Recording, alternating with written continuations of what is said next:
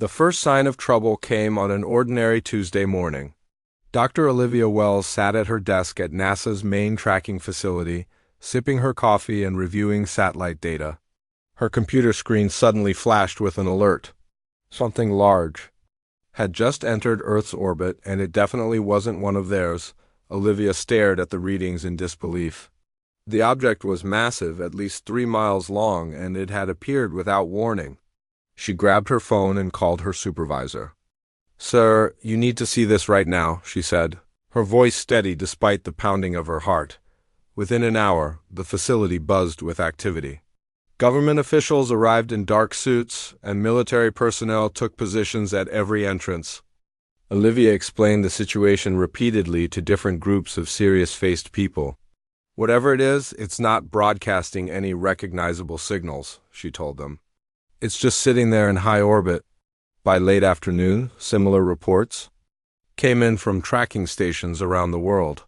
The mysterious object had been spotted by observatories in China, Russia, and Europe. Amateur astronomers posted blurry photos online, and social media exploded with theories. At 7 that evening, Olivia was summoned to a video conference with the United Nations Security Council. She found herself facing the worried faces of world leaders on a large screen. "Dr. Wells, please tell us what we're dealing with," said the Secretary General. Before she could answer, every screen in the room flickered. The conference call disappeared, replaced by a strange face. The creature looked vaguely humanoid but had grayish-blue skin, large black eyes, and no visible nose or ears.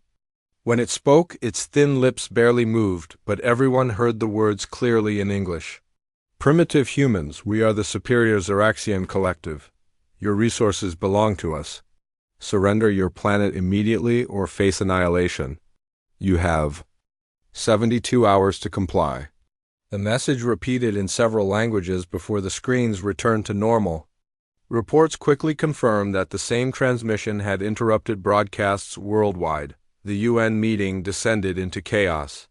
Some leaders advocated immediate military response, while others suggested compliance might be the only way to survive. Olivia sat quietly, her scientific mind racing through possibilities. 2 hours later, she found herself on a military transport plane heading to the Pentagon. The United Nations had formed an emergency response team, and she'd been named Chief Scientific Advisor. The team leader was Admiral Frank Morgan, a retired naval officer known for his strategic brilliance. Frank greeted Olivia with a firm handshake when she arrived at the crisis center. "Dr. Wells, I'm told you were first to spot our visitors." "Call?" "May Olivia," she replied. "And yes, though I wish I could say it was skill rather than just being in the right place at the right time." Frank nodded. "Sometimes that's all it takes. Now tell me what your scientific opinion is on these Xeraxians." "Their technology is obviously advanced," Olivia said. "The way they appeared without detection suggests some form of faster-than-light travel or perhaps cloaking technology. The ship size indicates either a large crew or significant automated systems. What about their threat?" "Can they actually destroy us?" Frank asked, his face serious but calm. "Without knowing their weapons capabilities, it's impossible to say for certain. But anyone with the technology to travel between stars could likely cause devastating damage if they wanted to." Frank rubbed his chin thoughtfully. "Something feels off about this whole situation. Why give us 72 hours? If they're so superior, why not just take what they want?" Over the next day, the response team grew as experts from various fields joined. Military leaders prepared defense options. Though everyone knew Earth's weapons might be useless against such advanced technology, diplomats drafted potential surrender terms that might preserve some human autonomy. Psychologists analyzed the alien message for insights into their thinking. Olivia spent hours studying the transmission recording. The more she watched it, the more something nagged at her. The translation was too perfect, the cultural references too appropriate. How would aliens know exactly how humans would interpret their threats? During a break, she mentioned this to Frank. "It's as if they've studied our movies about alien invasions rather than actually understanding us." Frank's eyes narrowed. "That's an interesting point. What else strikes you as odd?" Their appearance, Olivia said. They look almost exactly like what people have imagined aliens would look like for the past century. And their demand is so simple. No specific resources mentioned, no particular demands beyond surrender. Keep pulling at this thread, Frank encouraged her. I want to know everything that doesn't add up. Olivia requested access to all satellite data from the previous month. She spent hours analyzing the information, looking for any sign of the alien ship before its sudden appearance. By morning, she had assembled a report that she presented to the response team. The Zoraxian ship didn't just appear yesterday, she explained, pointing to subtle anomalies in the data. It's been in orbit for at least 2 weeks, cloaked somehow. But here's the strange part. They've been actively scanning our television and radio broadcasts, as well as our internet traffic. They're gathering intelligence, someone suggested. Yes, but very specific intelligence, Olivia continued. They focused almost exclusively on our entertainment and news from decades ago. Based on the data patterns, they've barely looked at anything from the past 20 years. Frank stood up, his expression changing. Are you saying their understanding of Earth is outdated? Severely outdated, Olivia confirmed. They seem to think we're still using technology from the 1950s. Look at this analysis of their scan patterns. They've completely misunderstood our current capabilities and social structures. The room fell silent as the implications sank in. Frank was the first to speak, and to everyone's surprise, he started laughing. So they've come to conquer us with severely flawed intelligence? He asked between chuckles. This might be the biggest military blunder in galactic history. Olivia couldn't help smiling. They don't know what they're dealing with. They think we'll either surrender immediately or try to fight them with missiles and jets. Frank's laughter was infectious, and soon others joined in. The tension that had filled the room since the crisis began finally broke. This changes everything, Frank said, becoming serious again. If they're working with outdated information, we have an advantage. They don't know our real capabilities or weaknesses. But what are their real capabilities? Someone asked. We still don't know if they can destroy us. Frank turned to Olivia. Your analysis gives us a new direction. Instead of preparing for surrender or a hopeless battle, we need to learn more about these Zoraxians. If their intelligence about us is this flawed, what else might they be wrong about?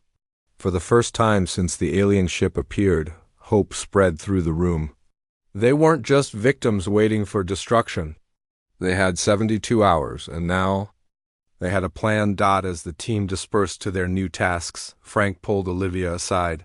Good work, Doctor. Keep digging into their communications. I want to know everything about these aliens before our time runs out. Olivia nodded, her mind already racing with new questions. The Zoraxians had made their first mistake by underestimating humanity. She was determined to find what other mistakes they might make before their deadline arrived. The emergency response team worked through the night. Olivia had barely slept when she was called to another meeting early the next morning. She entered the conference room to find a new face among the team. A man with messy brown hair and tired eyes sat hunched over a laptop. Dr. Wells, this is Greg Martinez, Frank said. He's one of our top computer specialists. Greg looked up and nodded briefly before returning to his screen. I think I've found something interesting about our alien friends, he said without looking. Let's hear it, Frank replied. Pouring coffee for himself and offering a cup to Olivia. Greg turned his laptop around to show them. After Dr. Wells pointed out the outdated intelligence issue, I started thinking about their communication systems. If they're scanning our old broadcasts, they might be using outdated security protocols too. You were able to hack their systems? Olivia asked, surprised. Not exactly hack, Greg said with a small smile. More like walk through an open door. Their communications network has numerous vulnerabilities that any modern cybersecurity expert would spot immediately. Frank leaned forward. What have you learned? Their technology is advanced in some ways, Greg explained. Their propulsion systems and energy generation are beyond our current capabilities. But their network security is practically non-existent by our standards. It's like they never expected anyone to try breaking into their systems. That's consistent with their outdated intelligence, Olivia noted. If they think we're still using vacuum tubes and punch cards, why would they worry about digital security? Exactly, Greg agreed. I've been able to access some of their basic systems. Nothing critical yet, but I'm working on it. Their discussion was interrupted when Captain Lisa Brown entered the room. She had just returned from a stealth reconnaissance mission, flying one of the military's newest high-altitude drones near the alien vessel. "Admiral, you need to see this," she said, connecting her tablet to the room's main screen. A series of high-resolution images appeared, showing different angles of the massive alien ship. "It's big, but look closely," Lisa pointed to several areas of the ship. "No weapons arrays that we can identify. No defensive shield generators. It's basically a giant transport ship." "They weren't expecting any resistance," Frank said thoughtfully. "Sir, there's more," Lisa continued. "We detected minimal life signs aboard. The ship appears to be mostly automated, with perhaps a few hundred crew members at most." Olivia studied the images. "So, we have a species with advanced propulsion technology but poor cybersecurity, outdated intelligence, and minimal defensive capabilities. They're either extremely overconfident or they're bluffing," Frank finished her thought. "This might be their standard approach. Show up with a big ship, make threatening demands, and count on less advanced civilizations to surrender without a fight." The team spent the rest of the day analyzing the new information. Military leaders revised their assessment of the alien threat, while diplomats prepared different response options. The UN Security Council held emergency sessions to discuss the situation. By evening, the world's major powers had reached an unprecedented agreement. Instead of surrendering or attacking, Earth would respond in a way the aliens clearly weren't expecting. Frank stood before the emergency response team to explain the plan. "The UN Security Council has approved our recommended strategy. We're going to call their bluff." "What exactly does that mean, sir?" Lisa asked. "Instead of cowering or launching missiles, we're going to respond as equals," Frank said. "We'll acknowledge their presence and invite them to diplomatic talks at the United Nations." Greg looked doubtful. "You think they'll just agree to that?" "Based on what we know about them, they're expecting either immediate surrender or primitive military response," Frank replied. "A confident diplomatic invitation will confuse them. And while they're confused, Greg's team will continue accessing their systems to learn more about them." The next 12 hours were spent preparing Earth's official response. Greg and his team of international hackers worked to gain deeper access to the alien systems without being detected. Olivia analyzed everything they learned, looking for weaknesses or inconsistencies. At exactly 48 hours after the initial alien demand, with 24 hours remaining on their deadline, Earth broadcast its response. Frank delivered the message himself, standing before the UN emblem. "To the representatives of the Zoraxian Collective," he began, his voice calm and authoritative. "We, the United Nations of Earth, acknowledge your presence in our solar system. We wish to avoid unnecessary conflict and propose immediate diplomatic discussions between our representatives. We are transmitting coordinates for a suitable meeting location at our United Nations headquarters. We await your delegation." The message was simple, direct, and completely unexpected by the aliens. There was no panic, no begging for mercy, and no hostile threats. Just a straightforward invitation to talk. As one civilization to another, for 6 tense hours, there was no response from the alien vessel. Greg reported increased activity in their communications systems, suggesting they were discussing how to proceed. "They don't know what to make of our response," Olivia said during a briefing. "Their playbook didn't prepare them for this scenario." Finally, a reply came. The same alien face appeared on screens worldwide, but the creature looked noticeably less confident than before. "Humans of Earth, we accept your invitation for diplomatic discussion. A delegation will arrive at your specified coordinates in 12 hours. Be prepared to discuss the terms of your surrender." When the transmission ended, Frank couldn't help smiling. They're still trying to maintain the upper hand, but they've already deviated from their plan by agreeing to meet with us. What happens? When they arrive? Lisa asked. We're still not sure of their true capabilities. We show them that we're not the primitive species they think we are, Frank replied, and we learn as much about them as possible. While preparations were made for the alien delegation's arrival, Greg made a breakthrough in his digital infiltration. I've accessed their historical database, he announced excitedly. You're not going to believe what I found. The team gathered around as Greg displayed his findings on the main screen. The Zoraxians aren't the dominant galactic power they claim to be. They're a minor species that's been using this exact same intimidation tactic on isolated planets. For centuries, Olivia studied the information. So they're essentially galactic con artists? They find planets they think are primitive, make big threats, and extract resources before anyone notices? That's exactly right, Greg confirmed. And look at this, they've never actually destroyed a planet. They don't have the capability. Their weapons are designed for show, not function. This revelation changed everything. When the Zoraxian delegation arrived at the United Nations, they wouldn't be meeting frightened primitives, but a species that already knew their game. As the countdown to the meeting began, Lisa oversaw security arrangements at the UN. We'll be ready for them, she assured Frank. Good, he replied, because I think they're in for quite a surprise. The final hours before the meeting passed quickly. World leaders were briefed on the new information and a select team was chosen.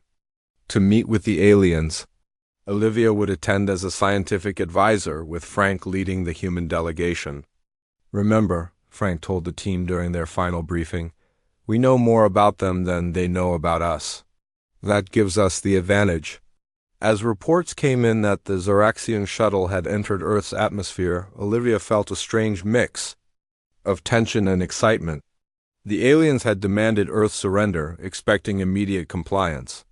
Instead, they were about to meet humans who understood their deception and weren't afraid at all. The Zoraxian shuttle descended through Earth's atmosphere with a faint blue glow surrounding its hull. News cameras from around the world captured its approach to the United Nations. Headquarters in New York, streets had been cleared for miles. Around and military forces stood ready but out of sight. Inside the UN building, Olivia checked the equipment one last time. She and Professor Alan Garcia, a leading expert in linguistics, had been working non-stop to create a translation system that would allow for smoother communication with the aliens. Do you think they'll realize we know their game? Alan asked, as he adjusted the settings on the translation device. Not immediately, Olivia replied. Frank wants to play along at first, let them think their intimidation is working. Then we'll gradually reveal what we know. Alan nodded. The psychology is fascinating. These beings travel between stars but rely on bluffing rather than actual force. It probably works most of the time, Olivia said. Imagine if they had arrived a century ago, before we had satellites and advanced computers. We might have believed their threats. Their conversation was interrupted by a call from security. The alien shuttle had landed in the plaza outside the UN building. Frank joined them, straightening his formal uniform. Remember the plan, he reminded them. Be respectful but not submissive. We want to learn as much as possible before showing our hand. They walked together to the main entrance hall where the reception committee waited. Greg was stationed nearby in a communications center, continuing his digital infiltration of Zoraxian systems. Lisa stood with the security team, watching every movement with sharp eyes. The main doors opened, and 5 Zoraxians entered. They were taller than humans, with the same grayish-blue skin and large black eyes seen in their broadcasts. They wore metallic suits that seemed to shift colors slightly as they moved. The leader, distinguishable by markings on its suit, stepped forward. I am Commander Kraz of the Zoraxian Collective, it announced in a surprisingly clear voice. We are here to discuss the terms of your surrender. Frank stepped forward with a diplomatic smile. Commander Kraz, welcome to Earth. I am Admiral Frank Morgan, appointed by the United Nations to lead these discussions. This is Dr. Olivia Wells, our Chief Scientific Advisor, and Professor Alan Garcia, our linguistics expert. Kraz seemed momentarily thrown by the calm professional greeting. It had clearly expected either fear or hostility. You understand that non-compliance will result in your destruction? We understand your position, Frank replied smoothly. Before we begin formal discussions, we've prepared a brief tour of some of our facilities. We believe it's important for you to understand exactly what you're asking us to surrender. Again, the alien seemed confused by this approach but nodded stiffly. We will observe your primitive facilities. The tour began with carefully selected locations. Nothing classified or truly cutting-edge was shown, but the technologies demonstrated were still far more advanced than what the Zoraxians expected humans to possess. They visited a research laboratory, a data center, and finally a cultural center displaying Earth's artistic achievements. Throughout the tour, Olivia noticed the aliens exchanging glances. Their body language suggested increasing discomfort. Through a small earpiece, she heard updates from Greg about his progress infiltrating deeper into their systems. I've accessed their command protocols, his voice said quietly in her ear. They're trying to contact their ship, asking for updated intelligence about Earth. They're confused by what they're seeing. By midday, they returned to the UN for the formal meeting. The human delegation had expanded to include several world leaders and scientific experts. The Zoraxians sat across the large table, looking less confident than when they had arrived. Frank opened the discussion. Commander Kraz, now that you've seen a small sample of our civilization, perhaps you'd like to explain exactly what resources the Zoraxian collective is interested in obtaining from Earth. Kraz shifted in his seat. Your planet has valuable minerals and biological materials that would benefit the collective. Surrender would allow for efficient extraction with minimal disruption to your population. Interesting, Frank replied. And what other planets have provided these resources to you in the past? The question clearly surprised Kraz. That information is not relevant to our discussions, Frank smiled politely. I believe it is relevant. You see, Commander, we'd like to understand more about how the Zoraxian collective operates in the galaxy. For instance, we're curious about your position relative to other spacefaring civilizations. The aliens exchanged quick glances. Olivia could almost see them trying to decide how to respond. Her earpiece crackled again with Greg's voice. I'm in their main communication system now, he reported.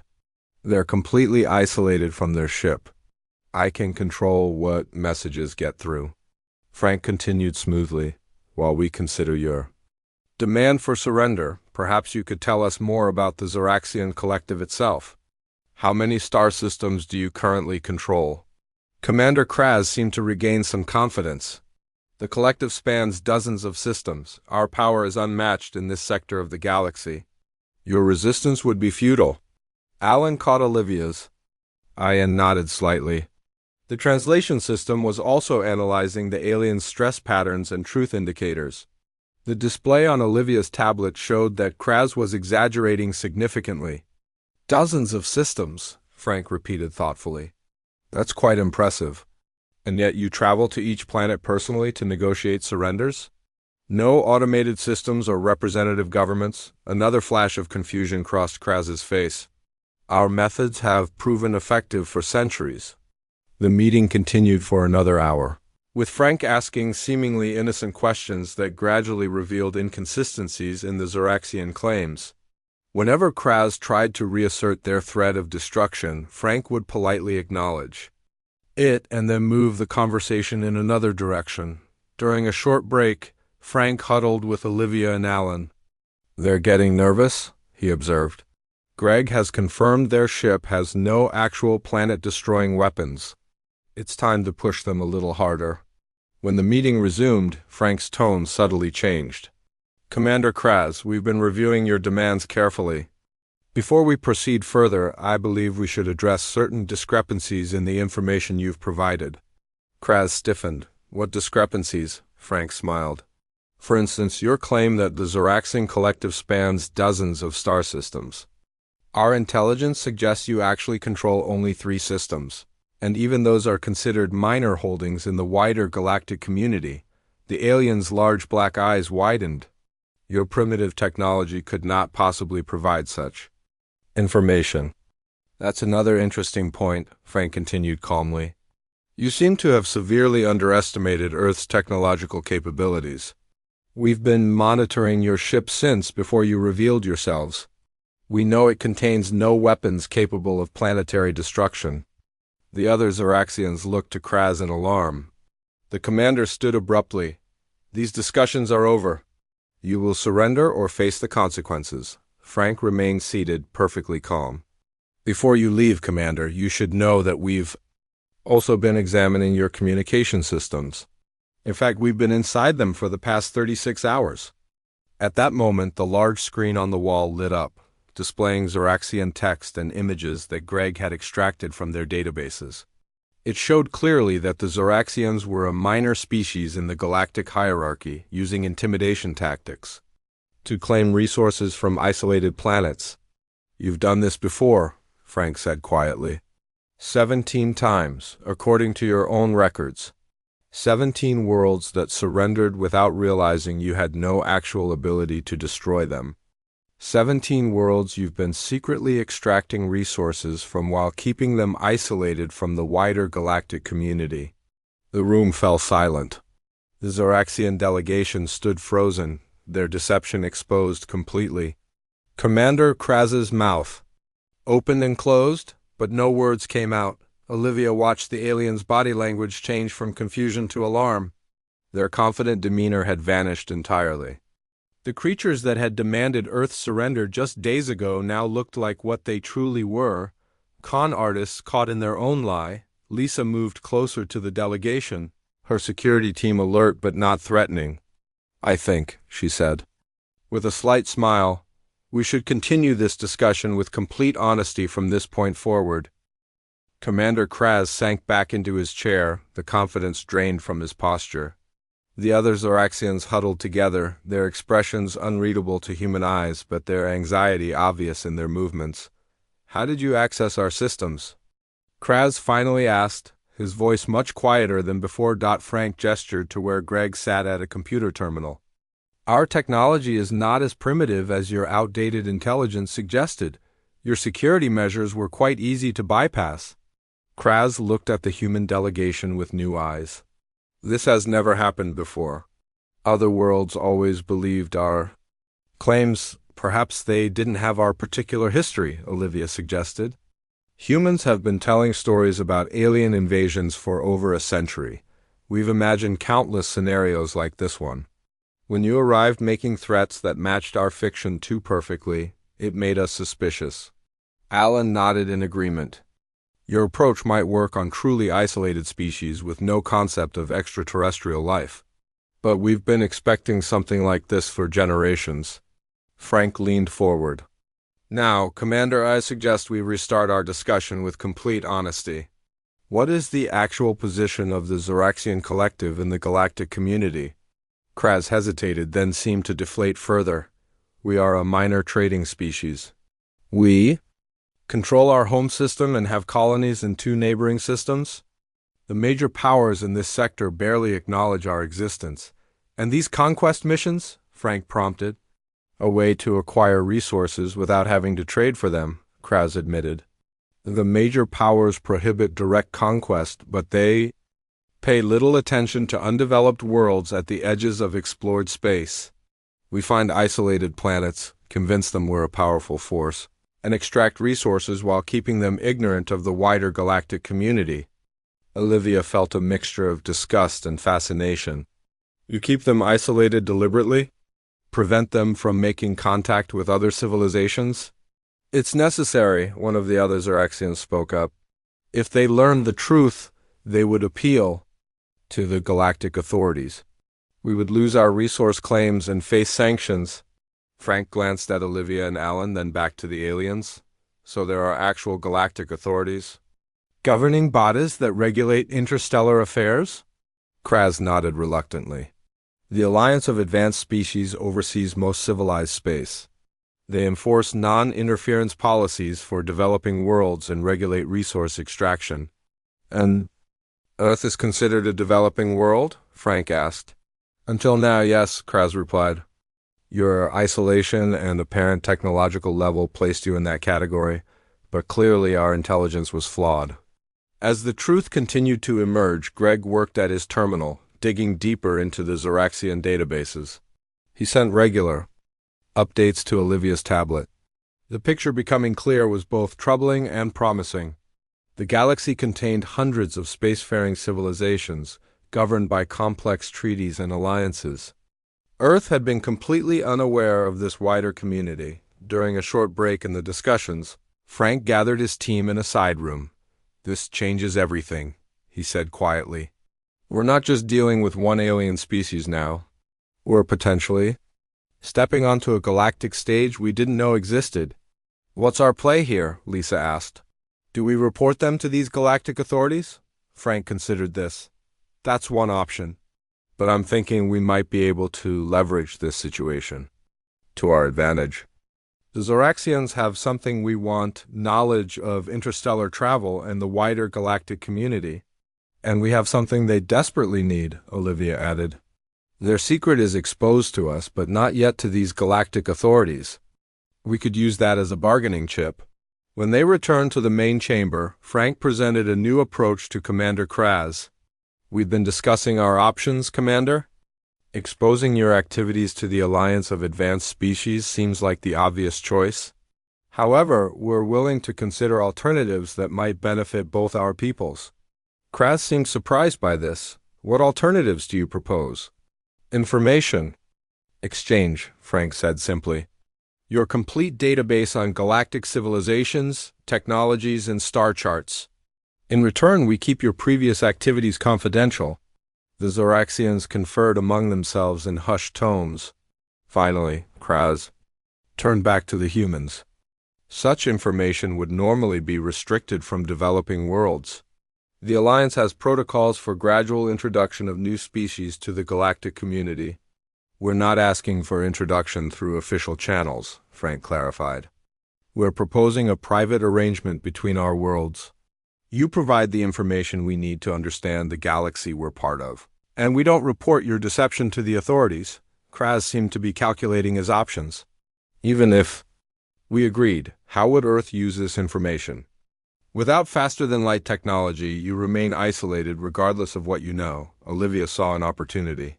Your ship has such technology. Our scientists could learn from studying it. Impossible, Kraz responded immediately. Providing such technology to a developing world would bring severe penalties from the Alliance.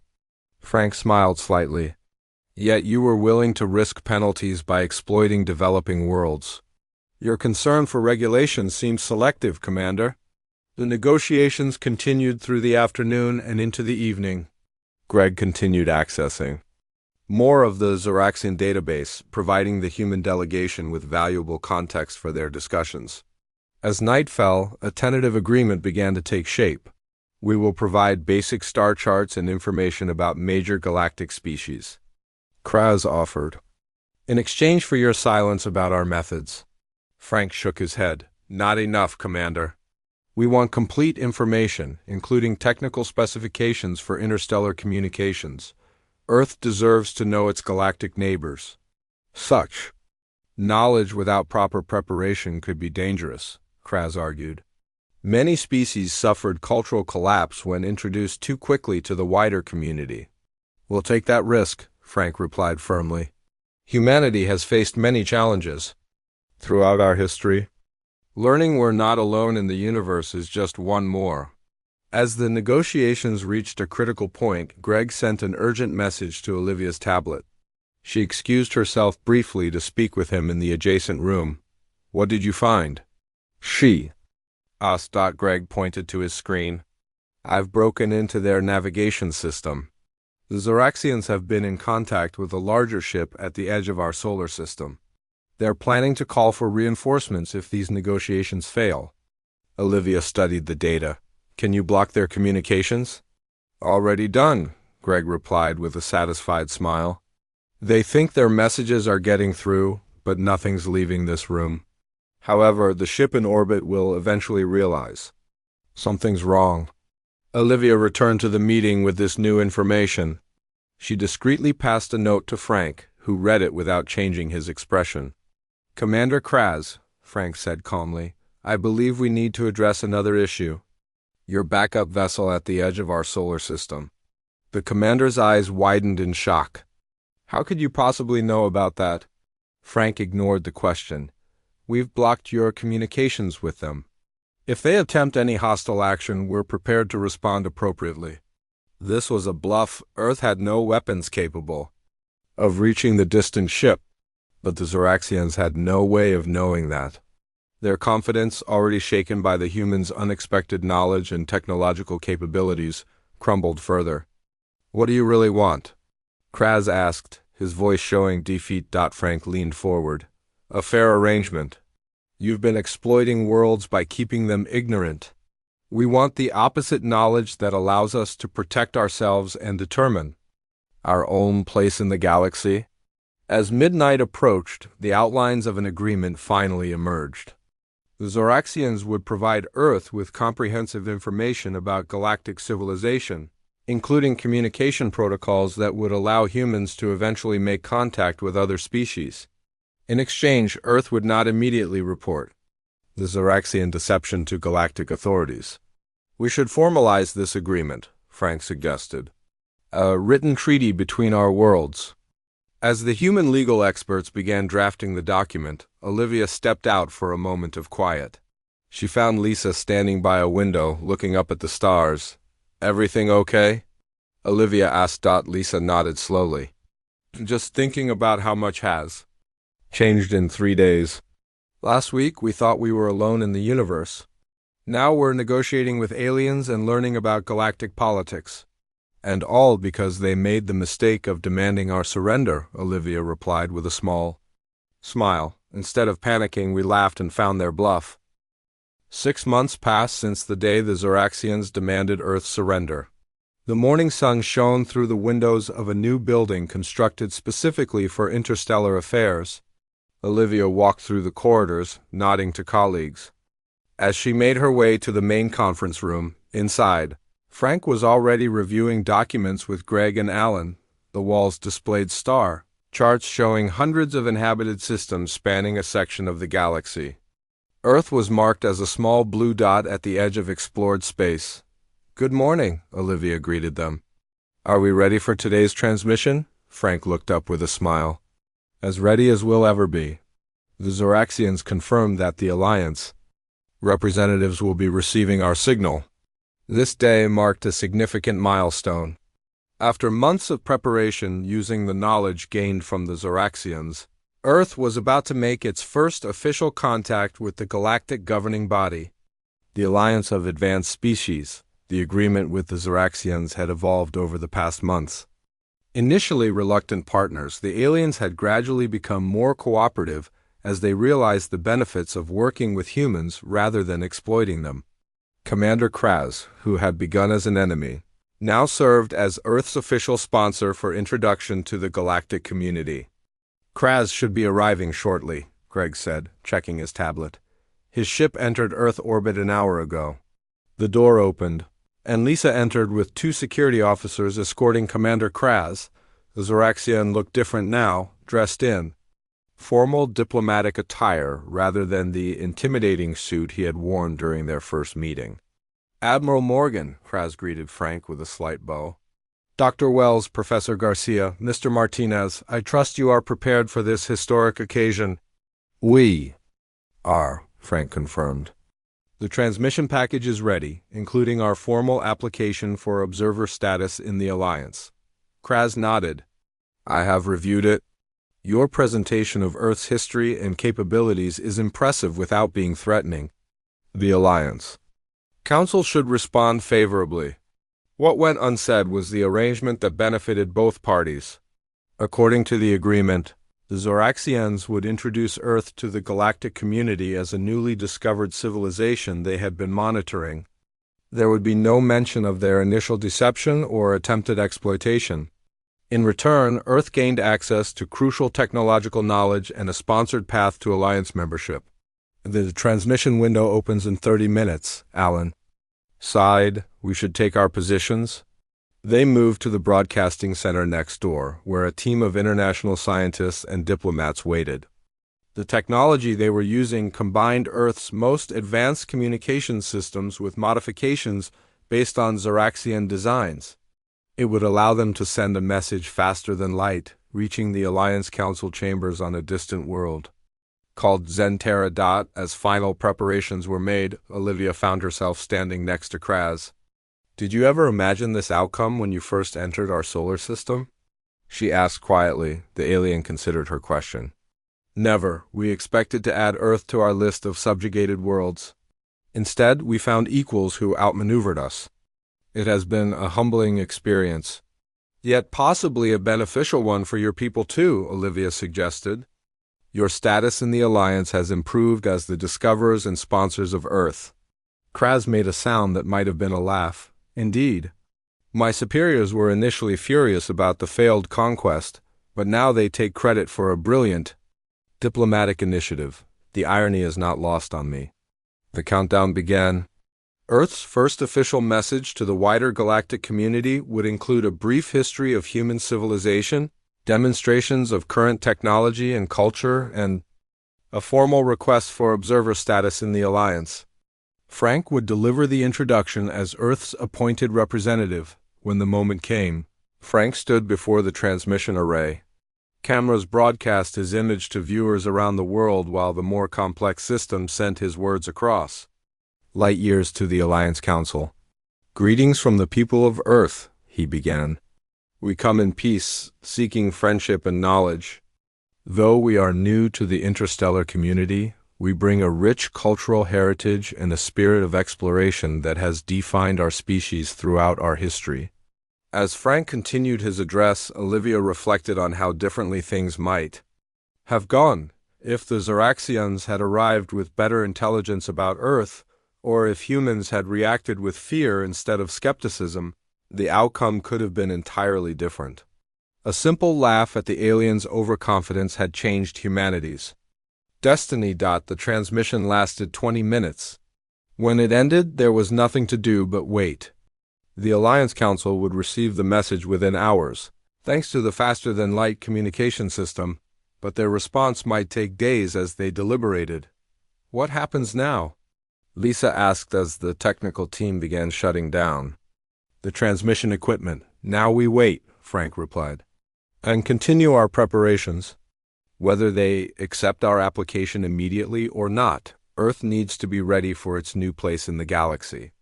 Over the next 3 days, activity continued at the Interstellar Affairs Facility.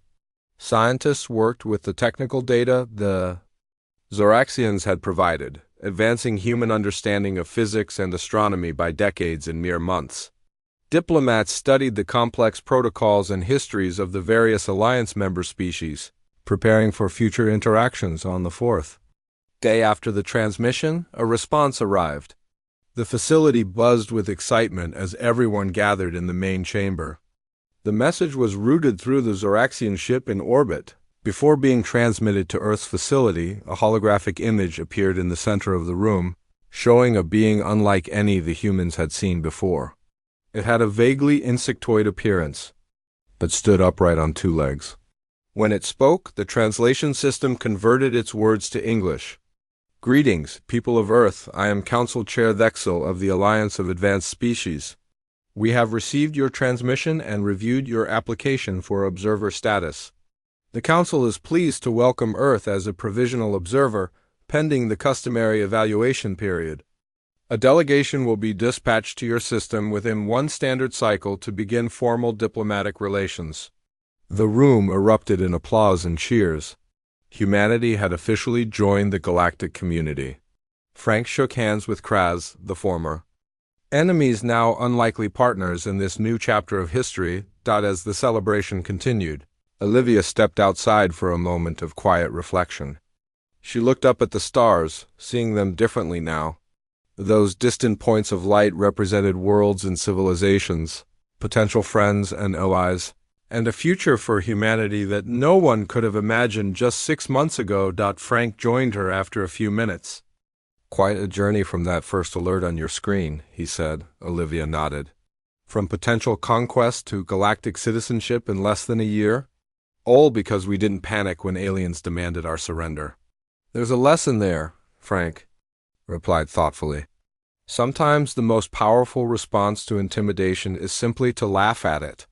They stood in comfortable silence, watching the stars. The future would bring challenges as Earth navigated its new place among the stars, but for now they could enjoy this moment of triumph. The aliens had demanded Earth's surrender, and humanity had not only refused but turned the situation to their advantage. In the years that followed, the story became a favorite in diplomatic circles throughout the galaxy. The small blue planet that laughed in the face of conquest and earned its place among the stars not through force but through cleverness and courage. The Zoraxians eventually admitted the truth to their closest allies, and the tale spread, albeit quietly. Earth established its first off-world colony within 3 years, using technology developed with Zoraxian assistance. Humans began traveling to nearby star systems, meeting other species and building relationships throughout the sector. The Alliance formally accepted Earth as a full member 5 years after first contact, one of the fastest transitions from discovery to membership in Alliance history. And whenever new cadets entered Earth's interstellar service, they were told the story of how humanity's journey to the stars began not with a surrender, but with a laugh.